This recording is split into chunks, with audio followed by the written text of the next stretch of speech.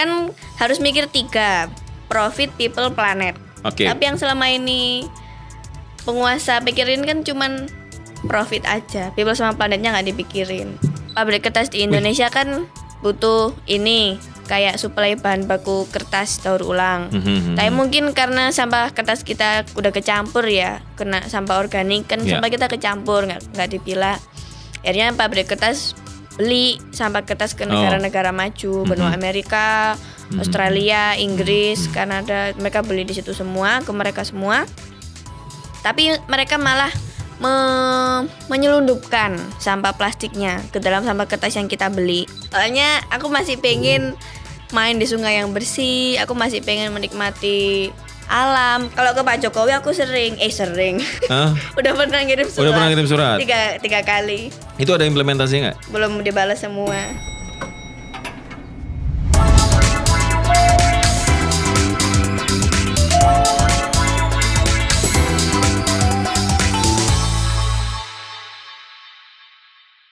Ya, isu plastik memang bukan isu yang baru muncul 1 atau 2 tahun terakhir gitu ya. Isu plastik itu sudah lama dan belum ketemu solusinya. Yang paling tepat apa?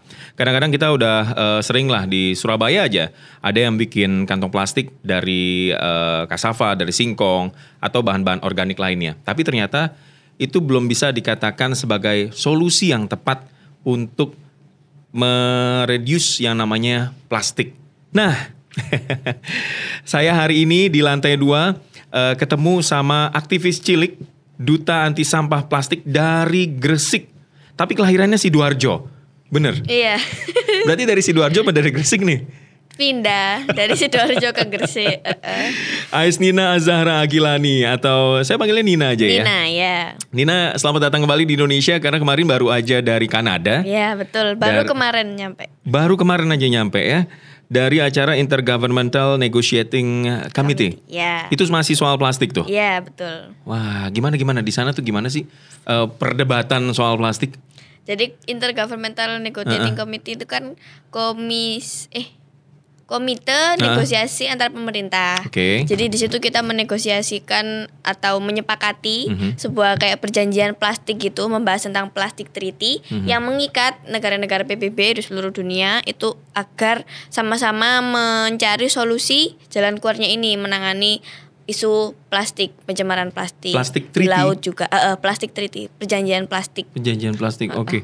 Jadi yang harus disepakati sama dunia tentang sampah-sampah plastik yang akhirnya berujung di lautan memang ya? Iya.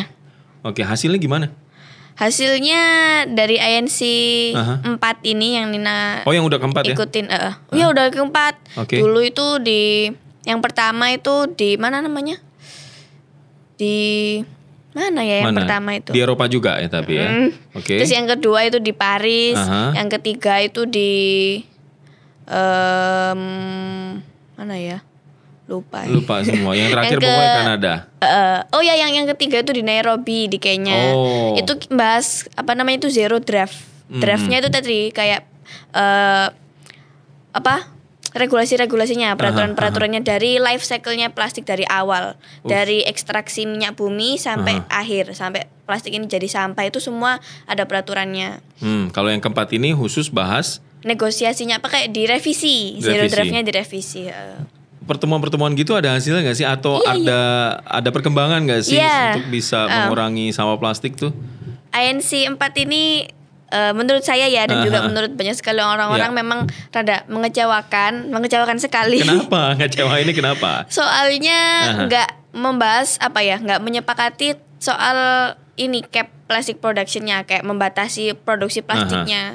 Soalnya emang lebih menang industrinya, mereka lebih banyak yang ngelobi. Jadi rencananya pengurangan 70% pengurangan produksi plastik itu gagal. Gitu. Oke. Yang dari Indonesia delegasinya ada berapa? 44 orang.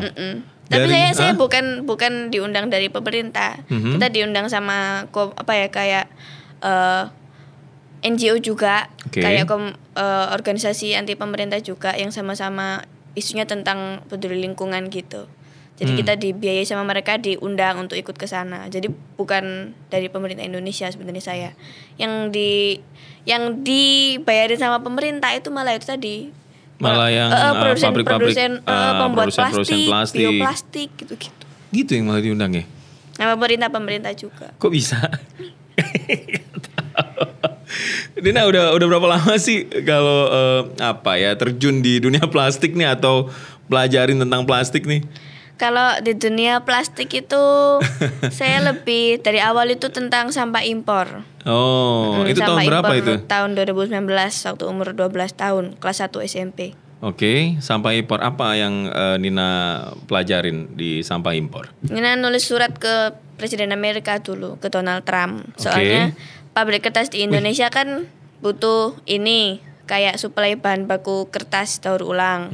Tapi mungkin karena sampah kertas kita udah kecampur ya, kena sampah organik kan sampah kita kecampur, nggak dipilah. Akhirnya pabrik kertas beli sampah kertas ke negara-negara maju, benua Amerika, Australia, Inggris, Kanada, mereka beli di situ semua, ke mereka semua. Tapi mereka malah menyelundupkan sampah plastiknya ke dalam sampah kertas yang kita beli. Ada banyak banget kayak sampah plastik, pokoknya kecampur semua. Padahal kan semuanya kan ada peraturannya. Iya. Harus ada batasan sejenis, lah ya. Iya, ada batasan kontaminasinya. Tapi mereka ngirim bahkan hampir sampai kayak 50% gitu. Persentasenya 50%, 50 gitu, 50-50. Akhirnya harusnya berapa sih? Akhirnya sekarang pemerintah kita punya regulasi, batasnya ini cuma 2%. 2% untuk sampah plastiknya. Seharusnya. Nggak bisa 0 sama sekali. Nggak bisa makanya. Kayaknya emang diperbolehin. Iya. Nah, akhirnya sampah pabrik kertasnya mereka ngambil sampah kertasnya aja, terus sampah plastiknya dikasihkan atau dijual, dibuang ke sekitarnya, di sekitar pabrik kertas. Ada yang sudah ditumpuk di pinggir sungai, ada yang tapi yang paling sering Nina lihat itu ya dikasih ke desa-desa kecil. Ada satu desa di Mojokerto namanya Desa Bangun. Itu penduduk desanya itu mereka milah-milah sampah plastik impor itu, dipilah yang kayak kertas, botol-botol gitu yang bisa didaur ulang, yang keras itu dijual ke pabrik daur ulang plastik. Yang kayak scrap, sachet, kayak kresek-kresek gitu yang nggak laku itu dijual ke pabrik tahu atau pabrik kerupuk untuk didaur ulang, untuk jadi bahan bakar pembuatan tahu atau kerupuknya itu. Jadi dapat keuntungan emang. Berarti nggak bisa dikatakan rugi gitu ya? Rugi tapi kita. Ruginya di lingkungannya. Dampak lingkungannya luar biasa banget. Karena pabrik daur ulang plastiknya ini dia home industry. Benar-benar mesinnya tuh bikin sendiri, Mas. Kayak di Desa Bangun itu? Iya, ya blower itu dari kipas gitu-gitu dicop kan kecil-kecil. Sampah plastiknya yang botol-botol itu dicuci pakai air sungai, dibuangnya juga ke air sungai berbusa-busa, warnanya hitam, warna-warni gitu kan, banyak mikroplastiknya. Terus pekerjanya juga cuman pakai celana gitu, nggak pakai masker kan, nggak mungkin pakai sarung tangan. Maksudnya pakai celana? Ya memang pakai celana. Pakai celana aja gitu loh, half naked gitu. Kalau yang nggak pakai celana itu saya bingung. Iya kan bahaya. Terus yang dijual ke pabrik tahunya kan dibuat masak, dibuat bakar tahunya. Saya ngebayangin perindapan ya jadi. Seharusnya kan pakai kayu, tapi mahal.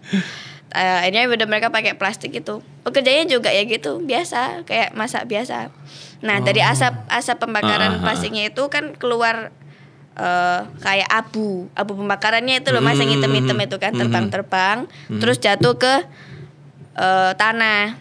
Dimakan sama ayam-ayam. Telurnya mengandung dioksin, gas beracun yang mematikan banget, yang dulu pernah dibuat perang sama Amerika Vietnam. Pernah ketemu warga di sana nggak sih? Artinya dampaknya itu apa ke warga, ke kesehatan lah pasti ya.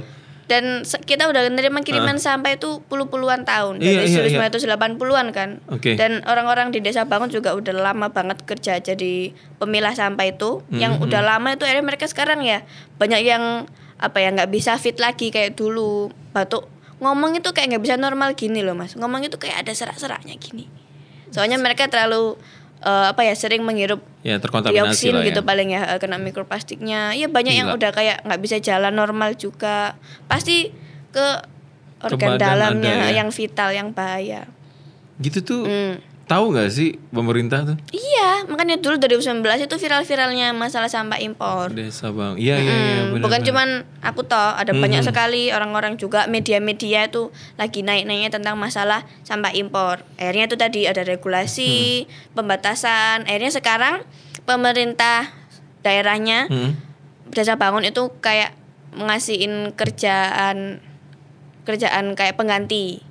Soalnya sampah pastinya kan udah banyak yang berkurang. Bukan memilah sampah lagi ya? Bukan. Akhirnya kan memang banyak yang jadi petani. Ada yang kembali jadi petani, ada yang budidaya lele gitu-gitu. Tapi akhirnya sekarang sampah plastiknya kan gunungannya kan udah pada hilang semua. Iya. Tapi sekarang akhirnya pindah ke Gedang Rowo. Gedang Rowo itu di Sidoarjo juga. Sidoarjo. Malah tambah deket ya? Iya. Di Malang juga masih banyak, di Jakarta juga ada. Oke, tapi sebelum lebih jauh lagi, sebenarnya dari masyarakat di Desa Bangun aja, itu kan dari tahun 80-an gitu ya, sampai sekarang gitu. Meskipun memang sekarang sudah berkurang. Mereka tuh sadar gak sih sama yang namanya dampak lingkungan dari yang ditimbulkan sama plastik-plastik yang mereka pilah setiap harinya? Mereka hirup. Iya. Enggak. Mereka cuma mikir untungnya aja. Soalnya sehari bisa dapat 200, 300. Tapi ya tadi kembali ke mereka sendiri juga. Belum ada yang pernah edukasi ke sana ya atau belum ya? Kita kan juga emang sering kayak ngeliput di situ. Mereka takut, mereka nggak mau kerjaannya berhenti gitu loh Karena malah. tadi untungnya 200.000 sehari ya. Tambah dimarahin kalau kita datang itu, disuruh pergi. Tapi ya buat kesehatan mereka juga kan. Jadi kayak tumpukan sampahnya tuh kayak lapangan besar gitu kan. Atau di halaman rumahnya itu satu rumah itu satu gunungan plastik impor gini, bau besar. Apalagi di lapangannya itu bau besar banget dulu itu. Ada anak-anak kecil main di situ, peda ongkelan di situ. Gawat nih. Oke. Oh ya, tadi kan kamu juga sempat ngomong pernah bikin surat ke Donald Trump. Ada respon? Ada. Penasaran. Apa sih yang kamu bilang waktu itu di dalam surat itu? Saya nyeritain itu semua persis di Desa Bangun. Desa Bangun gini, dampaknya untuk kita semua gini. Anak-anak pasti yang paling rentan kan anak-anak. Kan lagi masa pertumbuhan, masa perkembangan. Kalau lingkungannya tercemar ya badan kita juga pasti ikut tercemar kan. Anak-anak aja waktu dia masih kecil dia udah menghirup dioksin setiap hari gitu kan. Dia main aja menghirup mikroplastik di tumpukan sampah impor itu udah bahaya banget kan dampaknya. Nah akhirnya 2 bulan kemudian mungkin saya dapat balasan dari Amerika. Tapi bukan dari Donald Trump langsung, kayak stafnya gitulah, bawaannya Donald Trump. Itu katanya mereka minta maaf, mereka menyesal, minta maaf, tapi nggak bilang kami minta maaf, kami akan berhenti ekspor, nggak. Cuman minta maaf aja, apresiasi, terima kasih kamu suaranya gini. Tapi kesannya tuh kayak menyalahkan pemerintah Indonesia karena nerima sampahnya. Aneh kan? Kalau mereka nggak ngirim ya yang kita nggak bakal terima gitu. Padahal dulu awal-awal waktu pertama kali ketahuan di selundupan, ada penyelundupan itu kita kembaliin, kita ekspor kembali ke negaranya. Tapi kan butuh biaya yang besar juga. Makanya akhirnya sama mereka juga dibuang ke negara lain sekarang. Malaysia, Afrika. Nanti Malaysia juga kesini juga. Bulat aja udah ya. Kamu kamu selain ke Amerika, kamu katanya juga ke pemerintah Jerman juga. Kanselir Jerman, Perdana Menteri Kanada, Perdana Menteri Australia, Belanda, Inggris. Amerika lagi, Joe Biden. Di Joe Biden pun kamu juga kirim. Dan akhirnya sudah berkurang waktu itu 50%. Tapi sekarang naik lagi. Responnya hampir sama kayaknya ya, minta maaf, apresiasi. Minta maaf, apresiasi. Iya, tapi nggak dapat balasan surat saya. Yang dari Joe Biden. Tapi emang sampah dari Amerika langsung turun drastis 50%. Gitu ya. Tapi sekarang naik lagi. Ya semoga saja itu ada karena surat kamu. Amin. Surat sakti. Ya. Tapi kenapa sih ke negara-negara itu? Ke negara-negara yang di Amerika, di Jerman, di Australia, di Kanada.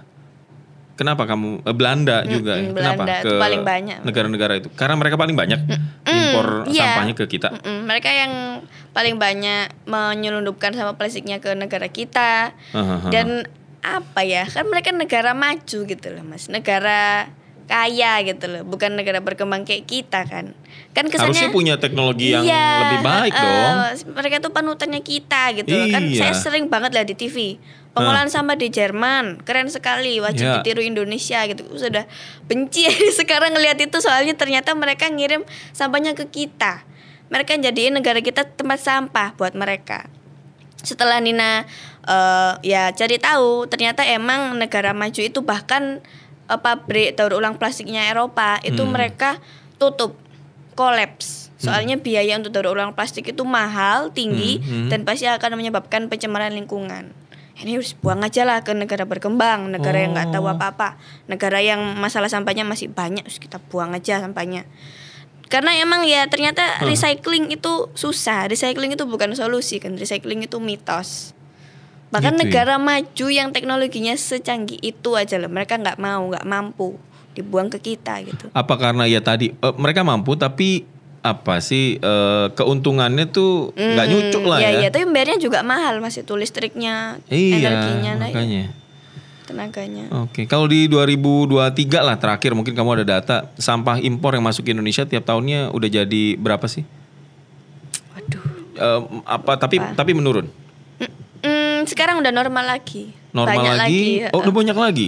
Banyak lagi. Oh, loh. Ada jutaan kali ya? Iya. Jutaan ton ya? Seinget, aduh kok aku lupa ya. Soalnya kayaknya masih kayak capek gitu ya habis dari bandara. jet lag. Perjalanan 2 hari. 2 hari ngomongin plastik mulu. Iya. Oh, 2 hari itu di pesawat tok itu, Mas. 2 hari Hongkong, Ya Allah. Singapura. Kayaknya yang dari Jepang itu setara 220 juta kilo. 220 juta kontainer. 220 juta kontainer Dari Jepang per hari. aja per hari. Oke, terus. Kalau yang dari negara kayak Eropa itu kayaknya 50 juta. 50 juta ton 50 juta ton per hari. per tahun. Per tahun. Wah, itu dari hampir seluruh negara Eropa kayaknya. Kalau yang dari Jepang itu sendiri 220 kontainer per hari. Kayak dibikin gambaran gitu loh. Dari negara Asia lainnya, tetangga-tetangga kita juga. Jepang juga ngirim ternyata. Korea juga. Bahkan Jepang yang pemilihan sampahnya sampai 12 gitu loh. Iya. Ternyata ngirim sampahnya ke sini. Makanya Kita nggak punya teknologi itu ya. iya, nggak bisa, kita nggak punya. Itu tadi teknologi DIY mesinnya. Oh. Nah, data yang dikutip dari National Geographic ada 234.000 ton sampah sepanjang tahun 2020. Sampah apa ini? Ini nggak dijelaskan sih sampah. Domestik. Impor sampahnya. Oh, Impor sampahnya. Ini sepanjang tahun 2020. Saya yakin 2024 udah banyak Iya, lagi makin ya meningkat angkanya. ya. Oke, luar biasa. Dan jarang-jarang nih saya ngobrol sama anak muda yang concern juga sama isu-isu lingkungan, apalagi soal plastik. Kalau Nina ngelihat sih soal plastik nih di sekitar kita aja. Itu gimana sih anak-anak muda sekarang ngelihat itu? Apa trennya sudah baik atau Iya. tadi? Gimana?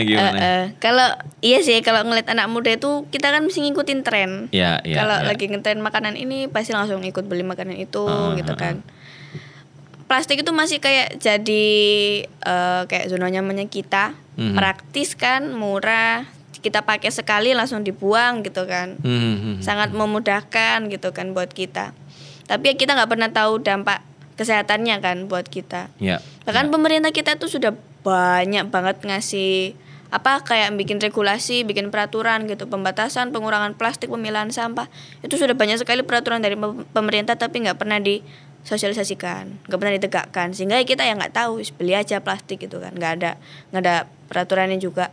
Tapi kalau itu yang berbayar itu nggak ini ya, nggak ngurangin ya, yang berbayar kantong plastik gitu. Oh yang itu kantong di minimarket itu kan nggak plastik kan kain. Kan kalau ada juga loh yang masih menyediakan plastik tuh. Tapi bayar. Oh, iya. Ada juga tuh, masih ada kok, masih ada beberapa. Ada ya. Ya itu juga sama aja. Gitu ya, belum terlalu tegas kayaknya. Belum, makanya. Iya. Yang paling rame tuh katanya tuh, ini sih kalau dari pendengar Suara Surabaya, ini akal-akalan aja pebisnis buat bisnis baru lagi supaya plastiknya ada yang bayar dan semacamnya. Ya bukan solusi sih menurut Nina. Emang yang paling mantep, yang paling solutif ya dikurangi. Kita beralih ke ini, kembali ke zaman dulu. Saya nggak tahu, kurang tahu persis berapa yang data-data detailnya. Tapi katanya itu bikin sedotan stainless saja itu butuh bahan bakar yang dalam tanda kutip lebih merusak daripada bahan bakar yang dibutuhkan untuk bikin plastik. Bener nggak sih itu? Tapi kan dampaknya kan akhirnya kan sama plastiknya kan sama aja berarti. Lebih banyak. Kalau kita beli sedotan stainless satu kan bisa dipakai lama daripada plastik mungkin udah 100, sudah 1000 sampahnya, tapi kan masih satu stainlessnya. Oke, berarti artinya masa usianya yang lebih panjang begitu ya? Oke, jadi lebih baik atau better itu ya pakai yang bisa diulang berkali-kali, yang bisa dipakai, reuse. Bisa di reuse. Bukan kan, recycle. Bukan. Recycle katanya mitos tadi. Iya, urutannya kan itu tadi. Reduce, reuse, recycle. Kan tapi orang-orang terlalu banyak yang mentingin recycle dulu gitu kan. Padahal yang penting reduce dulu. Kita kurangi dulu penggunaan plastik. Kenapa recycle tadi Nina bilang mitos? Ya sudah jelas, bahkan negara maju aja nggak bisa recycle. Tapi recycle yang kebanyakan kita tahu, yang kita pahami kan daur ulang botol plastik minum jadi kayak pot, jadi vas, bunga, jadi tempat pensil. Pada akhirnya kan juga ada umurnya sampah, mereka akhirnya juga jadi sampah. Kan saya juga nggak suka kok ngeliat sekolah-sekolah atau acara apapun lomba bikin baju dari plastik gitu-gitu kan. Akhirnya jadi sampah juga, itu nggak akan jadi solusi lah daur ulang itu. Ya bahkan di Surabaya sendiri yang jadi kota percontohan waktu itu kan sampah jadi listrik ya. Itu pun juga bukan solusi yang tepat. Apa gimana Nina ngelihatnya? Bukan, ya emang dari ya itu tadi cost-nya untuk bikin plastik jadi listriknya kan kita nggak tahu harus diapain dulu, itu pasti butuh energi yang banyak, butuh uang yang banyak. Gitu ya. TPA Benowo ini ya udah overload ya? Iya udah kepenuhan.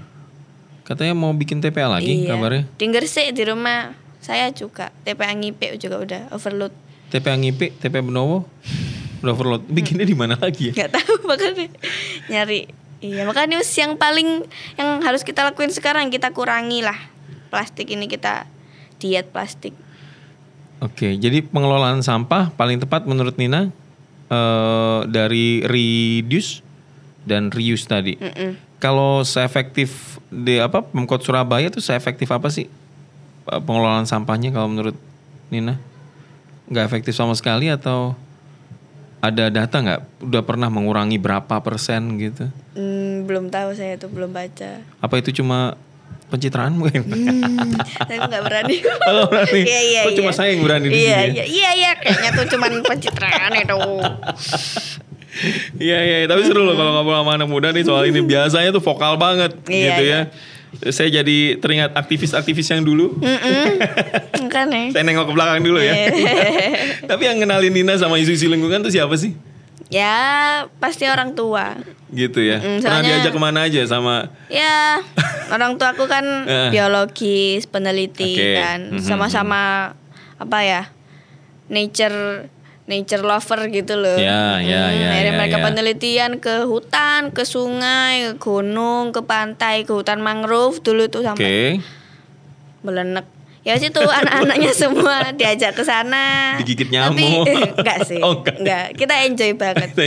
Aku suka banget kalau ke sungai gitu. Aku suka banget berenang, lihat capung itu aku suka banget. Kayaknya itu yang bikin aku jadi kayak suka gitu loh, Mas.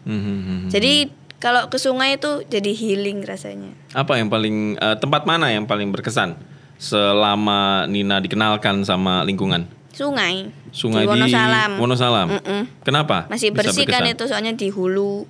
Masih kayak citek gitu loh. Belum dikeruk, belum dalam. Jadi ya masih enak lah. Apa sih momen akhirnya Nina tuh mau concern di lingkungan?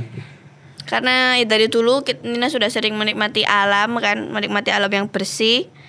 Dan semenjak ya Nina tumbuh besar, akhirnya sekarang kebanyakan sungai-sungai di sekitar kita kan udah tercemar kan, Ya. udah jadi tempat sampah buat industri, udah jadi dibuangi sampah sama masyarakat, udah biasa lah. Pokoknya sungai udah bukan sumber kehidupan, sungai itu tempat sampah gitu kan. Ya itu tadi kayak bikin apa ya, membuat Nina tergerak lah untuk memulihkan sungainya lagi. Soalnya kalau terus-terus dibiarin orang-orang ini terus buang sampah ke sungai, buang limbah ke sungai, nanti kan yang kena dampaknya kan saya dan generasi muda lainnya, Gen Z lainnya yang akan ngerasain dampaknya. Apa yang paling dikhawatirkan kalau sampah itu bisa masuk ke sungai atau plastik masuk ke sungai? Kan pasti apa ya keseimbangan alam gitu loh Mas. Kalau ada satu yang nggak seimbang kan nanti semuanya pasti ikut rusak, semuanya ikut terdampak gitu. Dan kita ini sangat bergantung ke sungai juga sebenarnya, semuanya ke hutan gitu kan, ke pohon itu kita benar-benar butuh mereka agar kita juga bisa tetap hidup. Jadi kalau itu tadi kalau ada satu yang rusak pasti semuanya terkena dampaknya sangat bahaya ya. Oke, mungkin ini udah banyak yang tahu mungkin ya seberapa bahaya plastik. Tapi saya juga udah pernah dengar plastik itu ternyata bisa merubah jenis kelamin ikan. Bisa. Bener ya? Betul. Apa aja sih kandungan plastik-plastik tuh? Banyak banget sebenarnya, ada 16.000 racun. 16.000 sekarang. Plastik. Dulu nggak sebanyak itu ya. Maksudnya pengetahuan kita nggak belum sampai ke sana gitu ya. Yang baru kita teliti cuma 4.000. Wih. Padahal ada 16.000 zat aditif dalam plastik. Itu ada banyak banget ya kan, untuk bikin plastiknya lentur, warnanya ngejreng, anti air, anti api kan racunnya kan banyak banget itu. Dan itu tadi di INC 4 itu juga mendorong gitu kan, mendorong produsennya untuk melabeli, ngasih label. Dalam plastik ini ada racun yang dapat merusak hormon, ada racun gini itu juga seharusnya gitu. Dan emang ya bahaya banget karena ikan kan reproduksinya kan di luar, di sungai kan, bukan di dalam. Akhirnya kalau kualitas airnya jelek, ya telurnya juga jelek. Akhirnya ada yang mati juga kan. Dan ada yang intersex. Yang cowok jadi bencong, dia jadi cewek. Seharusnya 50-50 cewek cowok di sungai. Tapi di Sungai Berantas sekarang 80% cewek semua ikannya. Ya karena perubahan dari kualitas air juga ya, kualitas air sungai. Bahkan juga bisa ngefek ke manusia juga. Apa?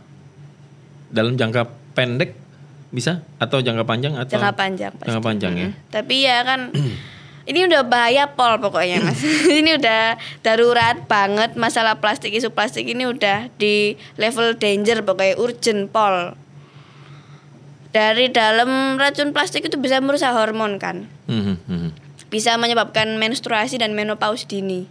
Dulu mungkin orang tua kita menstruasinya SMA, ya kan? Sekarang kan anak zaman SD kelas 3 aja udah ada yang mens sekarang. Dia menurut aku lah yang aku lihat kebanyakan kan gitu. Terus ya juga ya itu tadi lah, banyak banget dampak-dampak dari mikroplastik itu tadi, racun-racun plastik. Iya, aku juga pernah baca artikel kalau ikan ternyata tidak bisa membedakan mana plastik mana makanannya. Karena ada, saya lupa zatnya apa gitu ya di plastik. Tapi di plastik itu mengeluarkan satu zat yang mirip sama makanan-makanannya dia di laut. Gitu, dan makanya kan tadi kan ini kan muncul, saya bilang aduh kok ikan kok nggak bisa ya bedain plastik sama mana plastik mana makanan. Ternyata itu ada salah satu zat yang memang mirip sama makanan dia, makanya dia makan aja. Gitulah setidaknya proses dari bagaimana atau kenapa ikan akhirnya itu makan itu plastik. Kita udah sering nemuin di YouTube juga ada ikan yang mati karena ada sendal lah di perutnya, ada sampah plastik lah di perutnya. Ikan paus waktu itu kalau nggak salah rame di mana ya, di Papua kalau saya nggak salah. Tahun-tahun berapa itu, sebelum 2019. Dan itu bahaya banget. Dan kalau Anda juga melihat di sekitar Anda, tetangga Anda ada yang ya tadi dewasanya lebih dini, menstruasi lebih dini, menopause lebih dini, itu kalau dirunut-runut bisa jadi salah satu penyebabnya adalah sampah plastik, mikroplastik. Dan sampo keramas kita pakai itu juga ada mikroplastiknya. Kok kayaknya kita sebegitu dekat ya sama bahaya ya? Bahaya banget emang. Kalau ngomongin sama keramas plastik kita kan bahaya, mikroplastik. Mikroplastik kan ada dua. Ya. Kayak yang nggak sengaja, kayak dari kena matahari ya kan, kena angin. Itu akan melepas mikroplastik. Kalau yang ada juga yang sengaja dibikin sama industri, namanya microbead. Ya tadi di shampoo kita, di ini body scrub, di odol kan kayak ada bunder-bunder kecil-kecil kasar itu kan. Ya, itu juga microbead.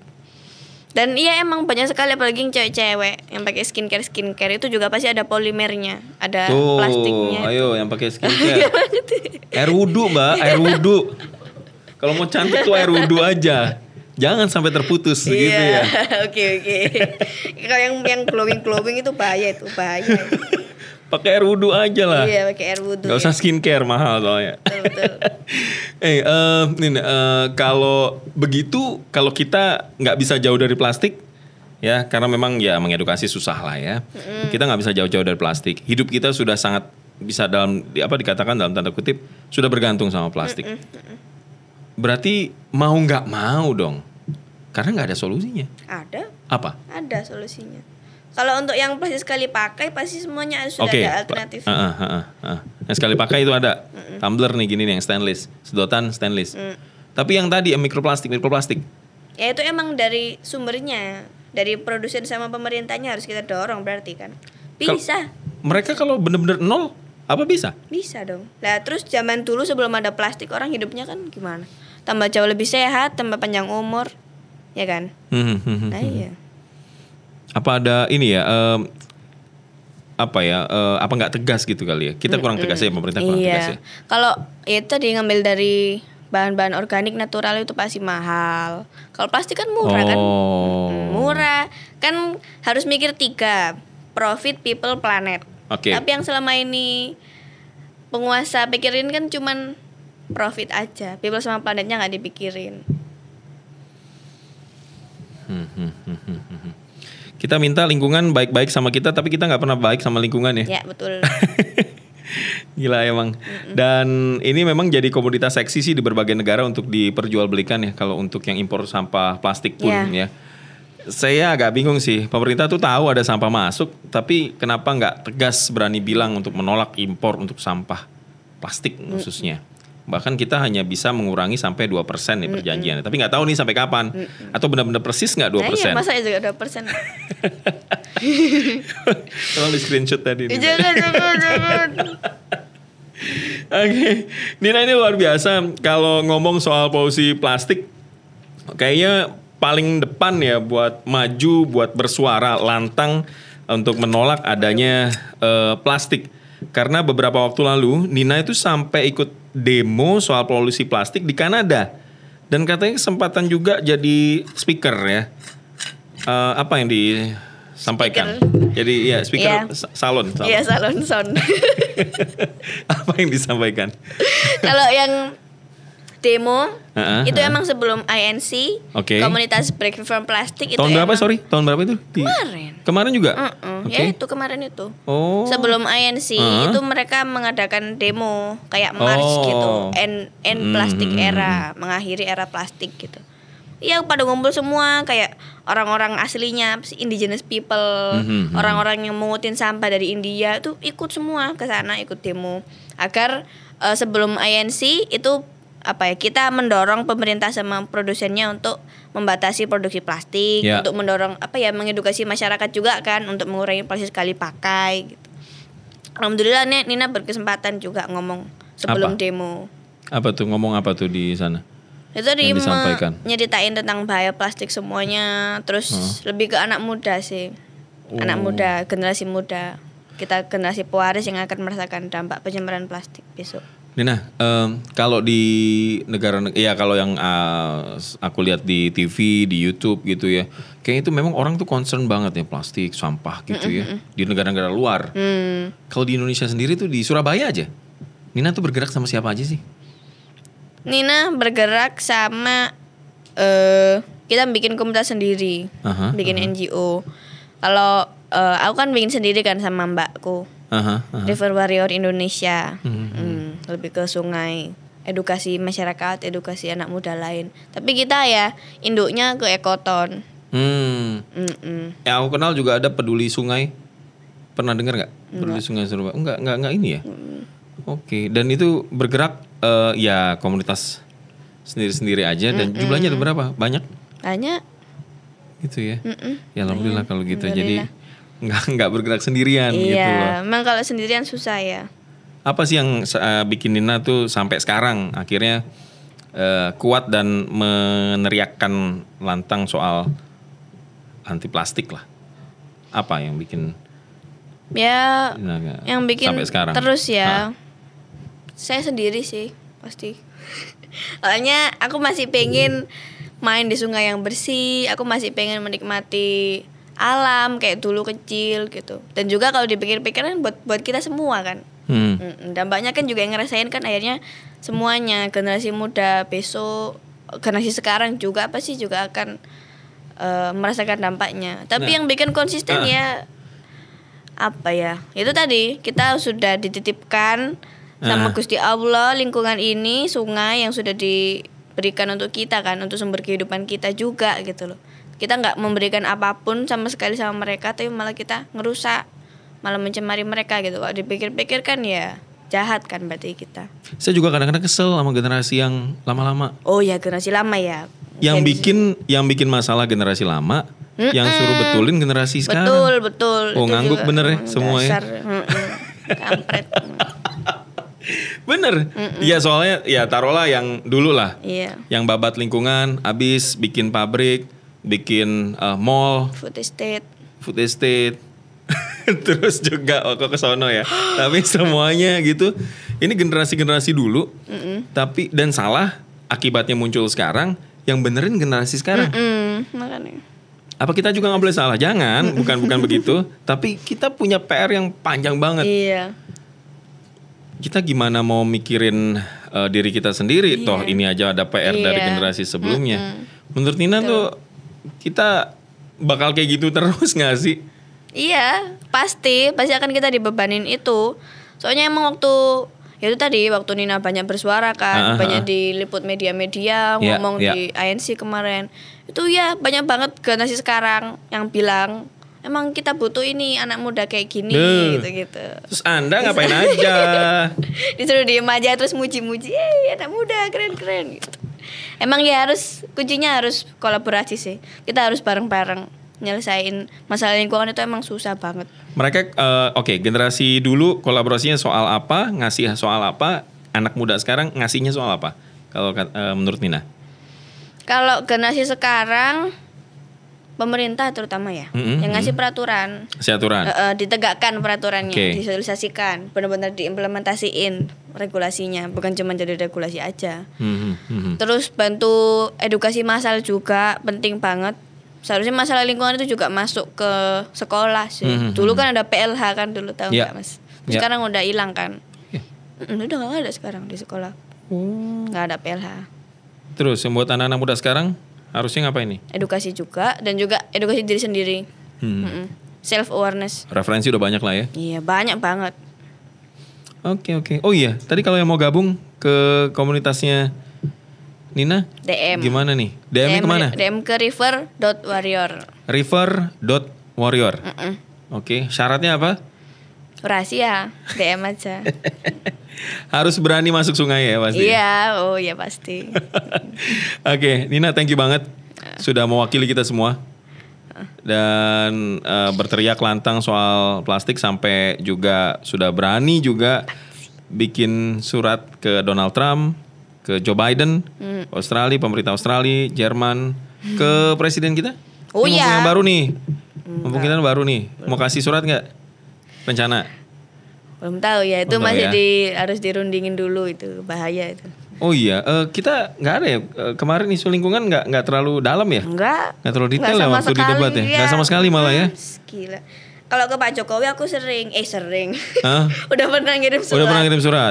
Tiga kali. Itu ada implementasinya nggak? Belum dibalas semua. Alhamdulillah. Padahal deketan sini loh daripada. Sibuk paling orangnya. Gitu ya. Nantilah. Terus Apa? waktu lagi viral-viralnya pemilu ya Mas Ian. Kan bikin live Instagram.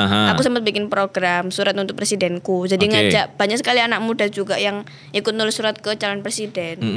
Waktu aku nge-live itu dikomen sama Pak Anies. Tapi Pak Anies kalah. Gimana?